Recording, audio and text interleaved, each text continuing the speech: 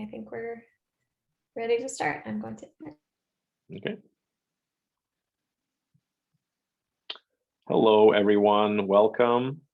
Thank you for joining us this afternoon. My name is Andre. I'm with the alumni office at Andrews, and we are really excited to have Lianro here. And she's gonna talk a little bit about a topic that she's very passionate for. So I just want to introduce her a little bit. And she is an AU Alum, 2006, earning an education specialist degree in school psychology. She currently works as a school psychologist serving Berrien County Public Schools, so right here across the street from us. And problem solving for others brings her much Joy. And so she's, we're really excited to listen to this topic that's titled Productivity Hacks for All. I'll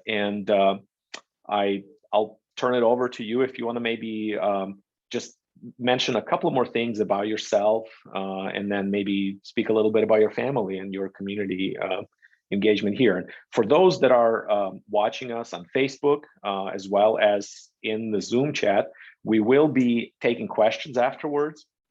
And so as you're listening to this presentation, please be sure to type in some questions if you have any, and we will be able to ask Lianro what any of those questions that you may put in there. So we have a stream going on Facebook right now, and that's been monitored, as well as the Zoom chat. So Lianro, thanks again for joining us today. And just mention a few things about yourself and your family, and then we can kind of get going. Thanks.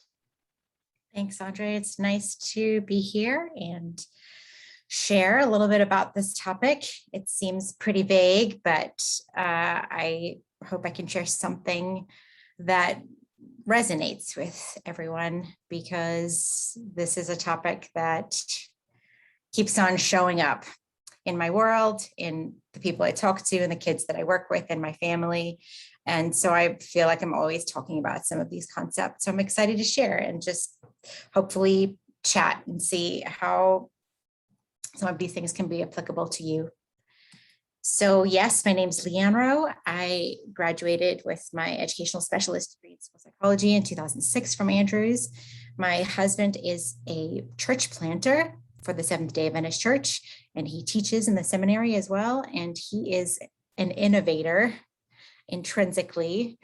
And we have two beautiful children, 10 and 12, who teach me new things every day and challenge me beyond anything else that has ever challenged me before, even in grad school.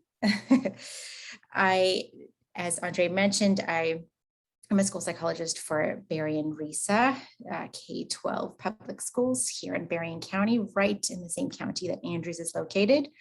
I'm very privileged to work here and be a part of this community. And yes, I love to problem solve, and I strongly believe in the problem solving cycle, how you identify a problem and define it very specifically, and then come up with solutions and choose one to implement, and then review the results and tweak and just keep on going. That brings me lots of joy to problem solve, and I feel like I'm constantly problem solving in my personal life for my kids. And a little bit about my personality. If anyone's interested in personality profiling of some kind, there's the Enneagram. I'm a 2-wing 1. That means anything to anybody, which is the companion. It brings me joy to alleviate human suffering. I'm more reserved, but I'm purposeful. I am on the Myers-Briggs and ISFJ, if you know what that means, an assertive defender. I am more introverted, more observant, more judging, meaning I like things structured, and more assertive. And then on the disc, I am a dominant S, which is steady, stable, and predictable. So just a little bit about me and who I am and my personality, and why this topic of productivity kind of resonates with me. I believe one of my core values is trying to make systems really efficient. And so reevaluating all the time to find gaps and figure out how to make things more streamlined, that brings me a lot of joy. So I try not to get hung up on some of those details, but sometimes I really step back and want to tweak systems to make them work better for everybody. So there you have it. This productivity webinar is really understanding time management the key components of it. I've got a few digital and analog tools I'd love to share with you. And then overall self-care, how important it is to find balance in your life and put dedicated time toward self-care and all the components of that. So I hope something here resonates with you, and I really hope you can put in the chat ahas or things that you never thought of us in a certain way, or things that you learned that are new for you. Give me a little bit of feedback. That'd be great. So productivity, it can be measured by the rate of output per unit of input. And I'm sure you've heard the term time is money. Well, I heard it recently in reference to housekeeping. And this really stuck with me, especially when I was vacuuming and doing laundry and, doing dishes for 3 hours straight. That really is my level of input and energy that I'm using to get these tasks done. Is the output productive, and is it seen as productive? Is it valued and estimated as being a productive thing? Sometimes I wonder about that. So some tasks, they definitely take so much input, feels like such a small amount of output. It's not balanced. It really doesn't seem like it's worth all the effort at times. And I feel like that's where my efficiency core value comes in, because I'm always assessing and wanting to figure out how to make that input amount equal the amount of output. Does that make sense? So finding that gap and really tightening the system to make all this effort meaningful, that I feel like is really important to me. And needless to say, I now have my kids take their own dirty laundry bins down to the laundry room, because that makes my job of actually putting the dirty laundry in the washing machine that much quicker and more efficient. So I have a few key things about time management and understanding these pieces and evaluating and then implementing some of these strategies, I feel like could really balance things out a little bit for you, hopefully, because they have for me. So understanding fixed versus flexible. Some things in your schedule are fixed. They are the same time every day or once a week or once a month, and they cannot be changed. And some tasks are flexible. They can happen at different times. The amount of time that you use for those tasks can be altered. So determining whether something is fixed or flexible is really important. And then batching tasks together or chunking them or breaking them down into manageable pieces and itemizing what those pieces are, I feel like can really help you become more productive with overall task completion when you can break it down in action steps. And then the term batching is usually similar tasks that could be done at once or overlap. So looking at all your tasks that need to be done over a day, for example, which items could be overlapped, and that effort could be used together to complete those. Another key piece is creating that routine and setting aside specific time, being realistic about the amount of time that it's going to take to do certain tasks in your day, and then maybe blocking those out for specific chunks of time and say, this is the time, and when this time is done, then I need to move on to the next task. A big one for me is boundaries, and not just to listen to others and those around me, but listen to my body and listen to myself. And understanding time management is really important when you are trying to be really efficient. I am not generally a morning person, and I know that. And so I seem to get a lot of tasks done in the afternoon, whereas in the morning, I need lighter tasks that don't require too much thinking. So I try and listen to my body and see patterns in how I respond to certain tasks, and then set those boundaries for myself. This needs to be at this time because I know that I'm going to be more efficient at this time of the day to do this type of task. And also listening to others' boundaries clearly. Some people just will not do certain tasks, and some people cannot do certain tasks. And so understanding others' boundaries and then setting your own boundaries verbally like that also helps you manage some of those key tasks you need to do. Another area is how to do group tasks. How can we harness the energy and the skills of other people, and how can we delegate certain tasks so it doesn't all end up on us? And I'm thinking in frames of work and how we can really get things done quickly and efficiently together. It's going to take someone to do the planning and to delegate out who's going to do each part. And that definitely helps to, when you look at your whole calendar and you see your list of things that need to be done, it's not all on me and I can't do it all. I have to get other people to help me out. And that does release a little bit of, power, and maybe you wouldn't do things a certain way, but you have to prioritize which things do you have to do that you cannot let go of, and which things are really anyone could do. Let go of those things. Finding those key tasks to share, I think, is important too. And then incentivizing things for yourself. There's nothing wrong with a little M&M here or there, right? When I'm done in 30 minutes, then I'm going to play one round of solitaire, or I'm going to take a lap walk around the building to get my brain in a different place. Like, give yourself little chunks of rewards like that. When I've done this for this time, then I'm going to go do this. It could really help break that fog sometimes when you get stuck or you get distracted, to give yourself little incentives. There's nothing wrong with that. And I think it can really help boost that productivity with overall tasks. I have some resources that I would love to share with you on online digital tools that you could use, that many of you probably already use, and maybe there might be a few new ones. And if you want to see these, I have them all linked in my presentation that I will share with you in a minute. You can scan the QR code.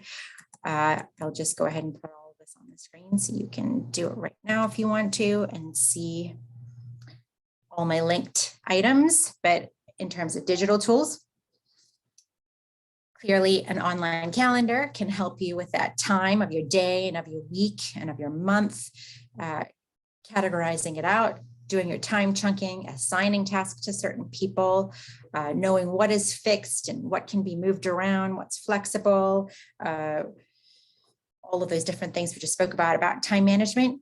Having some type of tool to keep track of it all and to hold you accountable to remember all these things could make it a lot easier.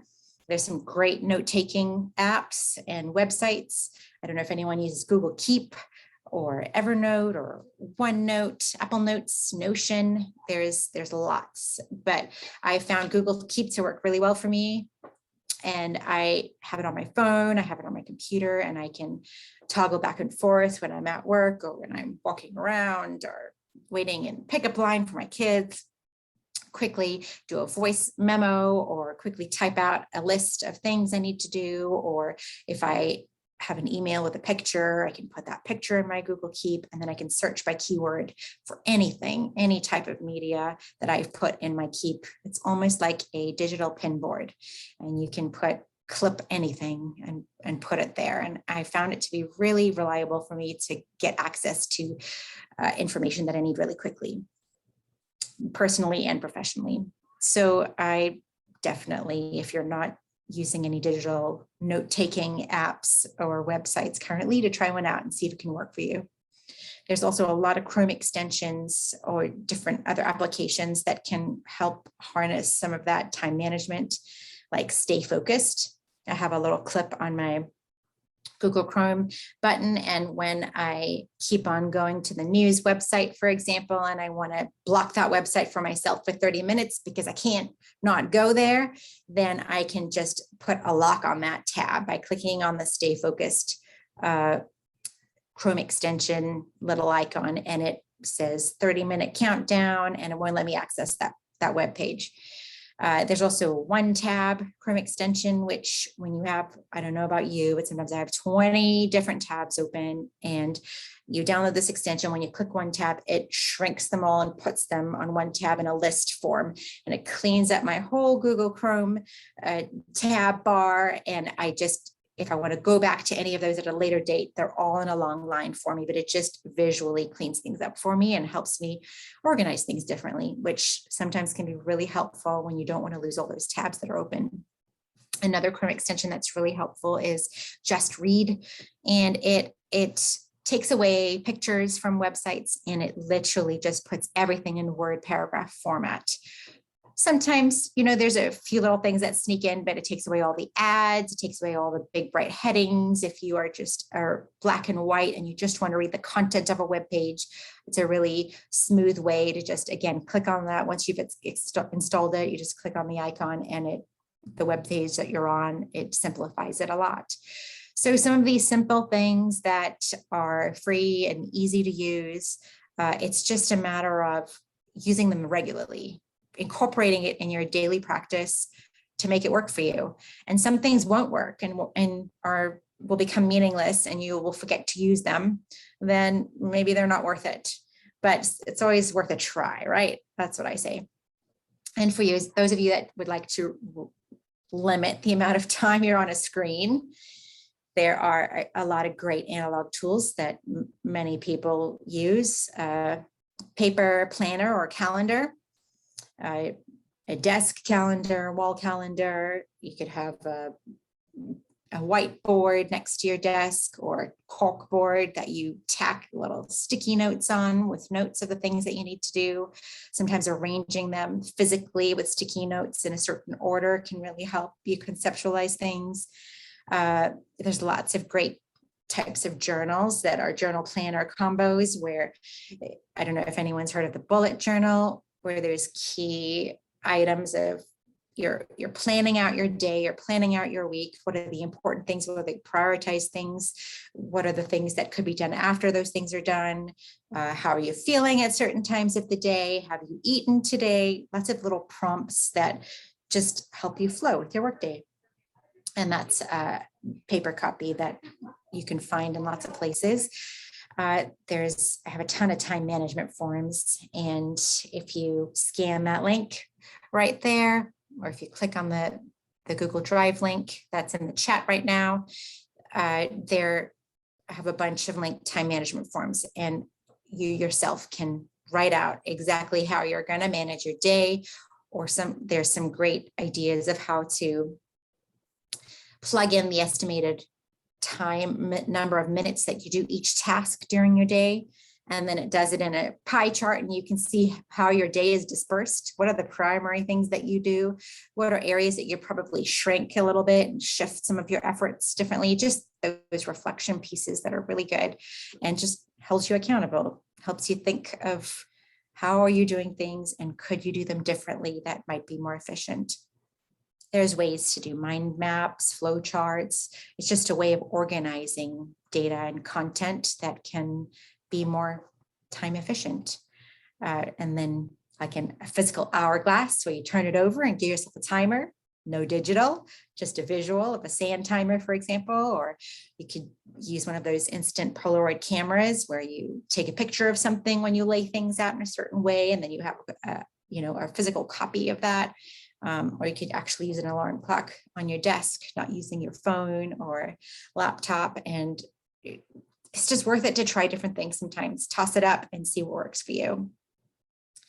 There is also a forest app that I recently downloaded, and I thought it was pretty interesting that for an iPhone, that you can go into the forest app and it will incentivize you to grow trees, digital trees, for the amount of time that you spend not going to any websites. If you want downtime and you want to focus on something for a period of time, then you set this on your phone and you can watch the timer and you can grow trees. Or if you break that 25 minutes, then the forest or the tree will die.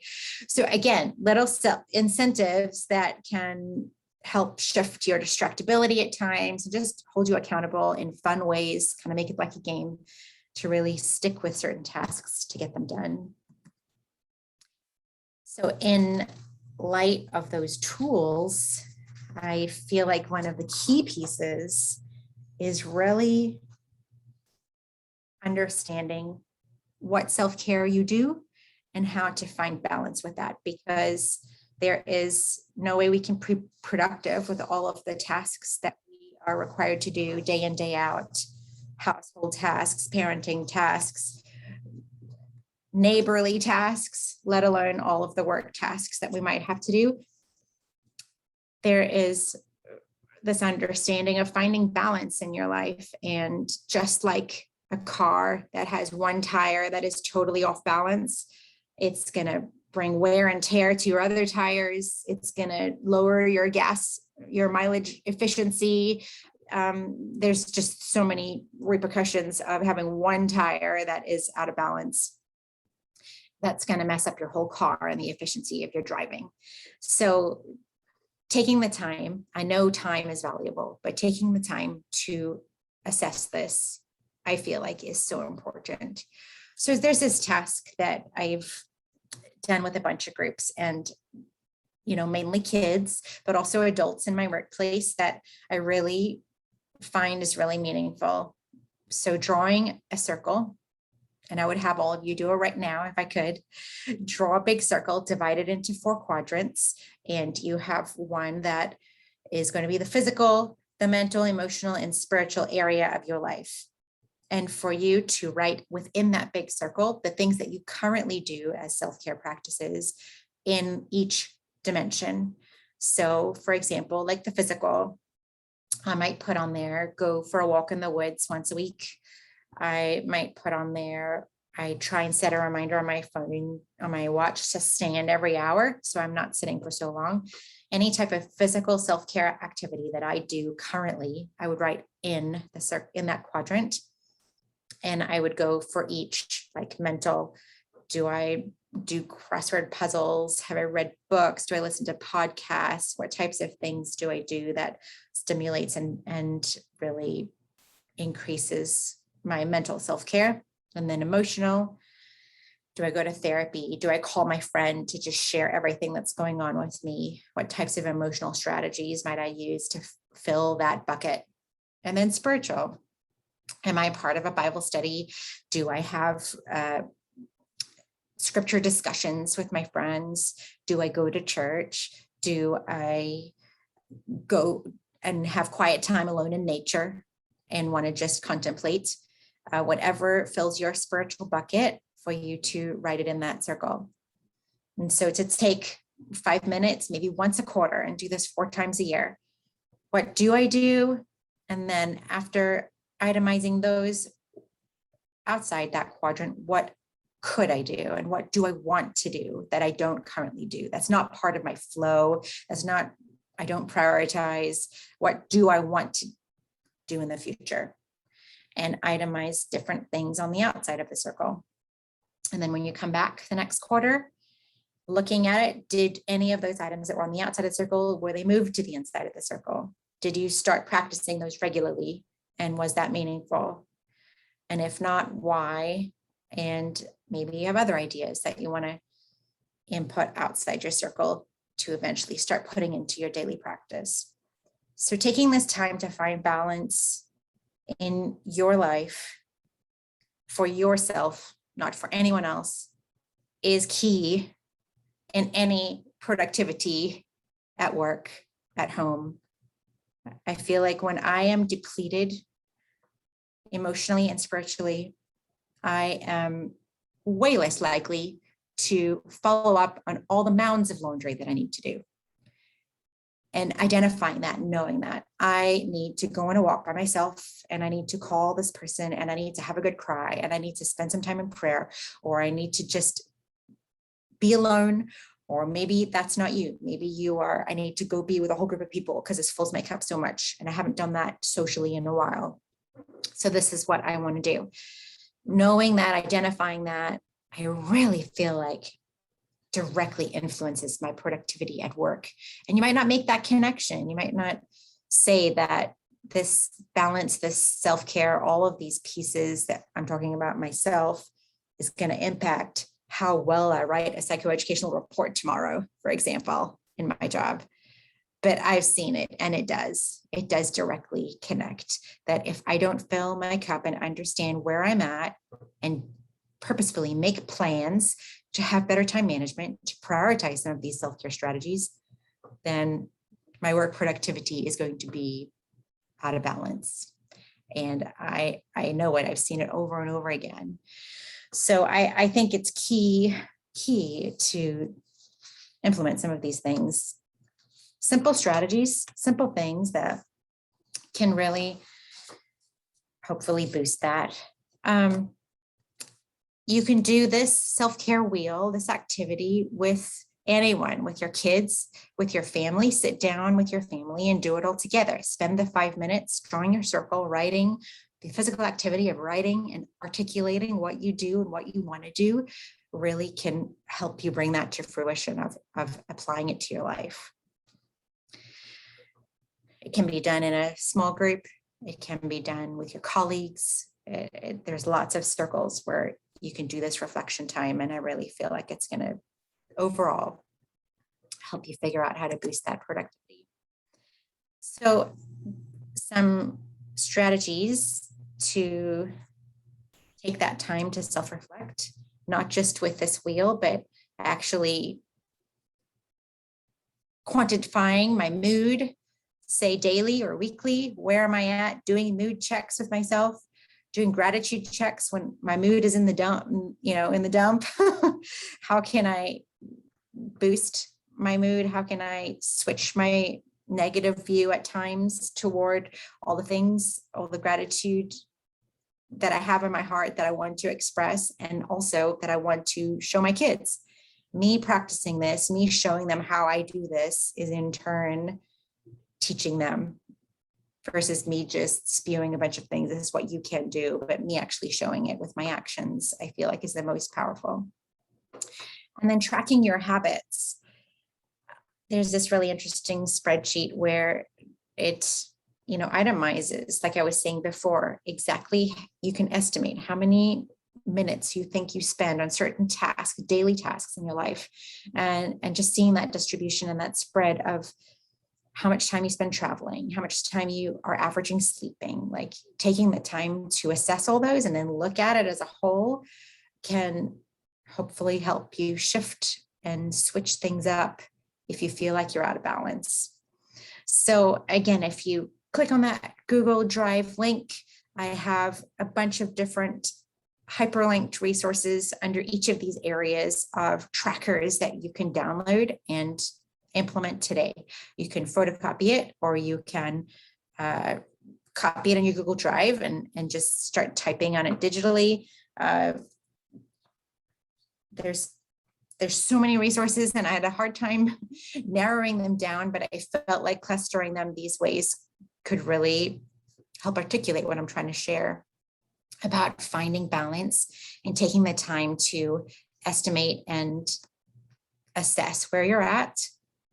In turn, that will help you with implementing some of these things that can boost your productivity in life. So overall, my kids, they get tired of me asking, how are you feeling today? What happened in your day? What do you have gratitude for? What are you really frustrated about that happened today? What is one time during the day that you had a lot of fear? Was there a time that you were kind to others? Like asking them these reflection questions, I'm hoping sticks with them and helps them into adulthood. Because again, how can we make our work and everything that we do, tasks all throughout the day, more efficient and less draining on us when we're not taking the time to reflect and figure out exactly where we're at with certain tasks? And overall, it definitely helps us boost that productivity. So I know that some might have questions or comments. I would love to hear from other people what your thoughts are on this topic. Thank you so much. I think we do have, well, one question here. It kind of deals with more nuts and bolts. What do you suggest for easy tool for capturing audio, easy start stop on a smartphone? Do you have like a suggestion for an app or a method you use? There's many voice memo apps, and it depends what the purpose is. If it's to replay it just for yourself, or if you just want like a 1 paragraph snippet of something, or if you want to share it with people. There's many tools, and there's lots of free downloads for that. But again, one thing that I found useful is in Google Keep. I'll just take a voice memo for myself, and there's actually a feature that it can transcribe it for me into a text box.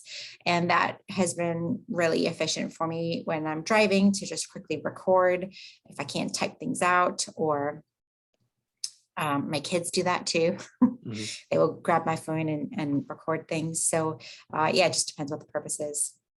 Okay, thank you. Another question we have is, so kind of deals with the beginning of the day, start of the day. So like,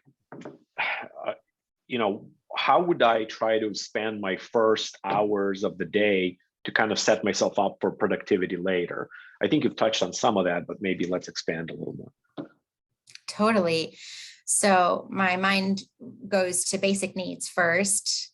I slept good. I had a big breakfast, and my body is ready now in the work mode, in the spot where I'm going to work. I have my desk organized. I'm ready. I've set up my environment to be productive.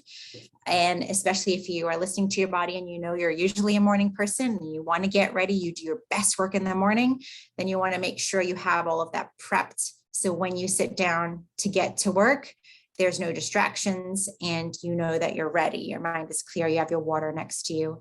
That prep and that setup is just providing the environment to be successful and productive within that next hour. And then I would prompt you to take a standing break, take a walk, take a deep breath, do some mindfulness where you can step away from that intense task, for example, in increments. So when you come back to it, you're that much sharper and ready and focused to attack it again. Okay, thank you. As a reminder for those of you that are watching us on Facebook, if you just want to type in your question in the comments, we will then pass it on here. And I see some coming in. So actually, let's address the one from somebody on Zoom here. I've seen a prioritizing exercise where you place demands in an important and urgent quadrants. So like, what if too many things are in the important and urgent box? What do you do with that? That's the problem right there. I feel like most of us have that frequently. It's super top heavy with all those very urgent things. So I would recommend putting dates next to all those urgent things, putting times next to all those urgent things, and ranking them that way. Which one needs to be done first? Which one has to be turned in first? Who's going to be contacting me first for this data or whatever the task is? And then which of those very urgent, important things can I delegate to other people? Or can I share with to get some support because I can't get all the things in my to-do box done on time, and communicating that with the groups of people to help you. Like, can we partner? I can't do this alone, like with a spouse. I can't make supper. I have 5 things going on. Could you help me? Or simple tasks that need to be done urgently. Can you get help for it? Okay, great. Thank you. A question about any tips to avoid procrastination. Ooh, good one. I actually have in one of the text boxes down below one of the slides a procrastination worksheet. And what are your common procrastination modus operandi? What am I going to go to first to avoid? Is it because it's hard? Is it because it's due the next day? Is it because all the different items of why I might procrastinate this and how I can make a plan to not allow it to go past deadline. So incentivizing it somehow for yourself, I feel like helps. Holding yourself accountable, telling somebody else who you respect their opinion, saying, I have to have this done. Please, can you bug me about this? I'm having a hard time getting this done. Could you text me and make sure? Or setting reminders for yourself in your calendar or on your phone, constant every hour. Have you done this? Have you done this? You can set up, personalized reminders for yourself, something to hold you accountable, because by default, we're going to avoid the hard stuff. We're going to avoid the stuff we don't like. And sometimes it doesn't get done. So what can you do to put things in place that can target that? Try that worksheet. Thank you. Everyone, there should be some Google Drive links, either on the Zoom chat or on the Facebook chat. So that's what we're, where you can get some of this information. Thank you. It actually addressed another question we had, was sort of how to improve my focus throughout the day. I think you kind of addressed that just a little bit. And we have a couple of more questions. So if anyone that's watching right now has a question, please be sure to get those in. We will be probably finishing up here in a little bit. One question we have is, so when you're in the middle of a productive session, how do you deal with interruptions, such as your kids coming in or employees, somebody needing something? Like, how do you kind of not allow that to ruin the rest of your productive day? That's good. Not yelling, making eye contact, get away, get off, move out the way when you're on a Zoom like this, get your kids out of there, muting yourself and yelling at the top of your lungs. Yeah, that is hard with that mental focus when you are zoned and then you're distracted by multiple things. And, everyone has experienced this during COVID. Anyone who had any Zoom work meetings or phone calls that were all done from home, it was intense and stressful. And I feel like it sometimes so stressful, it's at the breaking point, like I'm going to go crazy. I'm so split attention to get everything done in both environments. It was really, really hard. So to get yourself back focused again, I would definitely say, if it's at all possible, to be in a separate room.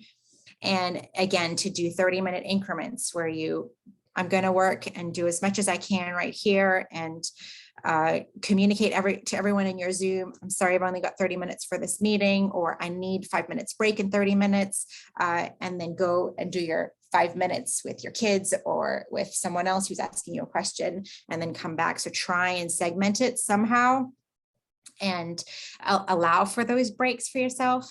And then to get refocused once you're sitting, it's so hard sometimes. Like, I don't know, I tried to just keep my notes really tight so I knew exactly what I was coming back to. So if I went here and asked and answered and listened to voicemail and all this over here, when I came back, I'm like, where was I? Okay, here's my 5 bullets. I better get back to it, and try and take a lot of sticky notes for myself to get back right into it and not spend another 30 minutes trying to figure out where I was on that big task.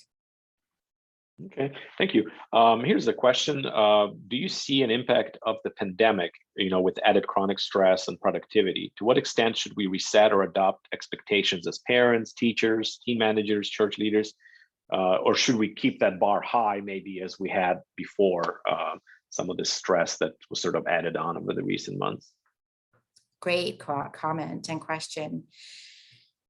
So I've gone back and forth about this, because you don't want to, like that comment mentioned, lower the bar, but at the same time, acknowledge the traumatic disruption to work and school flow that COVID has brought and is continuing to bring. It is not back in normal session yet.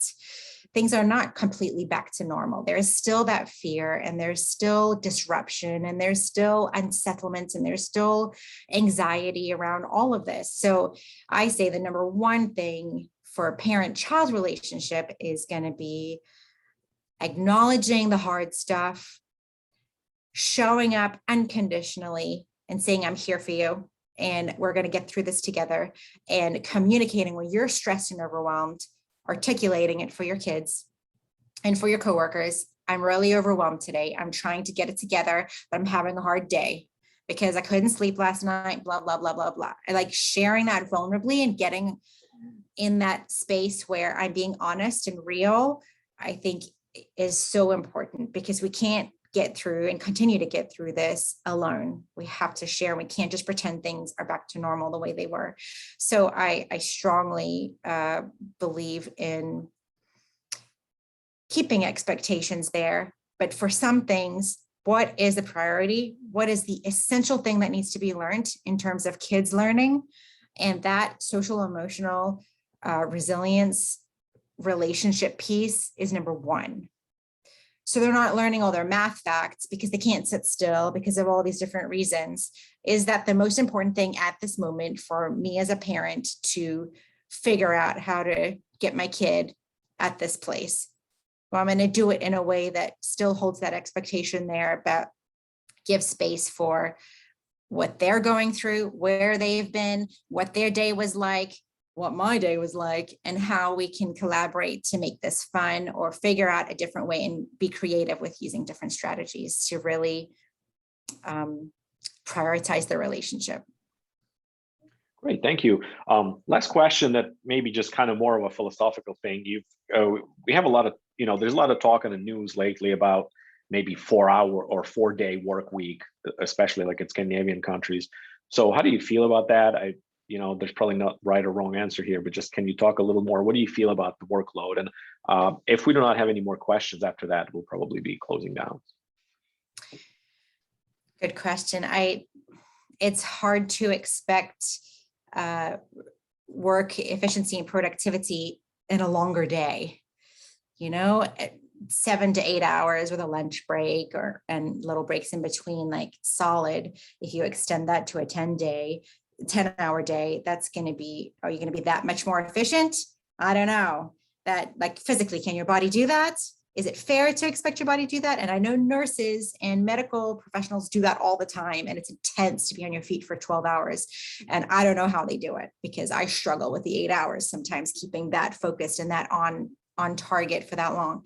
So in terms of extended weekends, if you're using your time wisely and you're using it to recharge and balance that self-care wheel, totally, I'm all for that. But amping up the expectation of work productivity during 4 days, if they're extended hours, I feel like that's going to be really tricky. And it's going to take a lot of time management strategies and a lot of balancing for yourself to get through such a long day. So yeah, I could see it going both ways, but I'm all for more social and connection time with your family, if that's what a 4-day work week is going to bring. Great, thank you for your thoughts on that. Lianro, thank you so much for your time. We're going to close down this webinar, and for all those that have watched and asked questions, thank you so much. We will have this posted on our website, on Facebook. So please go comment, watch again. Once again, Lianro, thank you so much for being with us, spending this better part of an hour. Thank you very much. And we will see you all later. Thank you. Bye-bye.